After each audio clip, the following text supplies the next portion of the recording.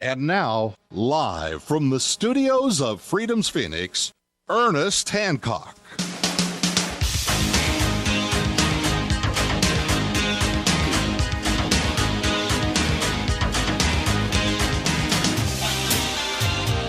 Welcome back to Declare Your Independence with me, Ernest Hancock, here in Phoenix, Arizona, from the beautiful studios of Freedom's Phoenix Farm here in Phoenix, Arizona, where it's very nice. It's very nice. Got some wind. You know, we get like wind for like a week. It's about this time. You know, it's the end of March, early April. We may get a week or two of wind, and then it's time to, get your kite out. And that's all we do. Is, we get 1 week, man. That's it. And then there's no wind. You got a sailboat, it sucks. You just got, there's only a certain period of time that you get any wind at all. And that's one thing it reminded me is when we were doing a lot of the signs and banners and putting them up on chain link fences and the highway and all that kind of stuff, we didn't have to worry about wind really. It just doesn't blow here that much. So we put them up and so on. Well, a lot of different materials that we'd use, we had to come up with higher strength materials because we'd go to Iowa or something. And we're like, hey man, this lasted about 5 minutes. We got to come up with some new stuff, which we did, and we learned a lot of things from a lot of people around the country. And this education that was just a perfect example of how the internet works, to where you have something that you learn new, a form of activism or a material or technique or whatever from some kid over here that's 14 that did it. This isn't how you do it. This is how I always done it. I'm 14 and this is what we did and it worked. And when you go, I'm like, wow, man, I've been looking for that material since forever. So this is why I travel around the country. It was amazing what happened. We just put it all together. You look on Freedom's Phoenix today also, yesterday and today we had I still have it up there. This family is called gardenpool.org, and they spoke at the Breakfast Club Saturday. And the guy put up, the whole Breakfast Club, he videotapes every week, and we put that up. And I would have edited out the beginning, because the Breakfast Club's been around for 40 years. And one of the traditions of it is you got to sing for your breakfast. It's a good time to get acquainted. It's a good time to know who's standing right beside you and smile and say hello.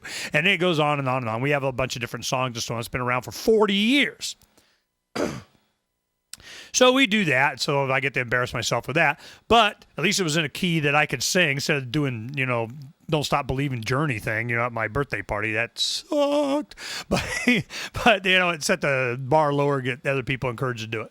Well, at the Breakfast Club, what happened is Dennis and Danielle, I think her name is, they have taken and turned their swimming pool into a biosphere. It has fish in one end and a solar pump that takes the water and puts it up through a series of whatever, it's aquaponics and chickens and fish and vegetables. And it's just amazing what they've learned. Now, he used to work for Home Depot, and so he had access to a lot of knowledge of different construction techniques and so on. He's also an IT guy. I think it was IT guy for him. And he built his own website and everything. It's gardenpool.org. Now, it was amazing the information that he got from the internet, other people trying to do different things. He had unique problems and he'd overcome them, and then he'd put it up there. So this wealth of knowledge of people doing similar things, you add one more plant here or different characteristics of this one weed or this, pond scum, daylight, algae, fish eating, whatever the heck, and he put it all together, and it's amazing. He had the television crew come out. They did the episode. It aired. Within 2 hours, the city of Mesa's out there saying, hello, I'm sorry, did you get permission?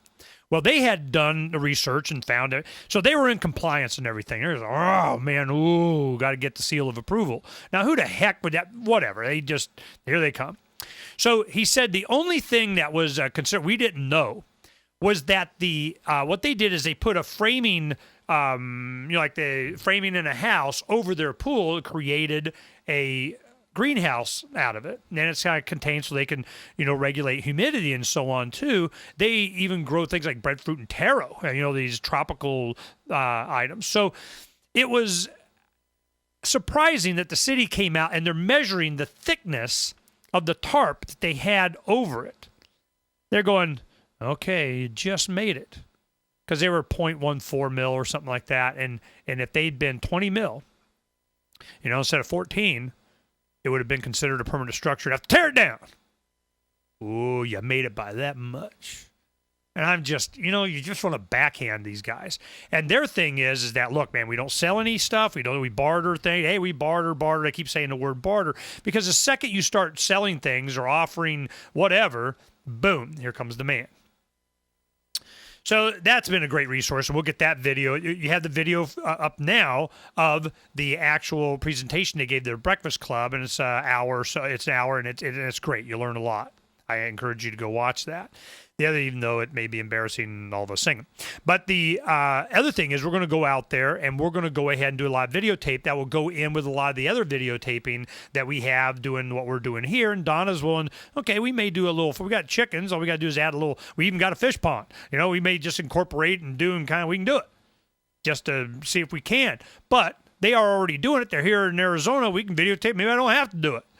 But to have the ability to grow your own food for a couple and their 2 small children, amazing. They spend almost nothing on groceries. Okay. Bad guys like that? Heck no. As we're going into hyperinflation, here it comes. It's coming. We've been telling you it's on story. Here it comes. All of a sudden, we had one of the young activists was here over the weekend, and he got a phone call. He took the call, and we were yakking, doing whatever in the backyard, and he came over and he said, it was my sister in Texas. She's freaked out on her grocery bill. Her husband's challenging, what? What do you spend? What? Show me the receipts. What? It just kind of snuck up on people. All of a sudden, they start to see what percentage is going to food. Yeah, talk to the Middle East. You think it's not coming here? I mean, we may be like, okay, I'll cut my cable. All right, I won't have internet access on cell phone for every one of my laptops. Oh, I'll, whatever. But once you start getting down to the bone, got chickens. Got chickens. Better. Well, all this information is going to start getting out, and the internet has done that. But let me go. We were talking about Russia today, or RT now. Okay, whatever. Let me go ahead and give you some stats on it real quick. December 10th, 2005, Russia Today started its thing. All right. Let me go ahead and pull up some pictures here, and you can get some graphics.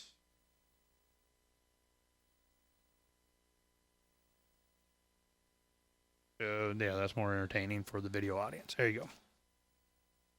December 10th, 2005.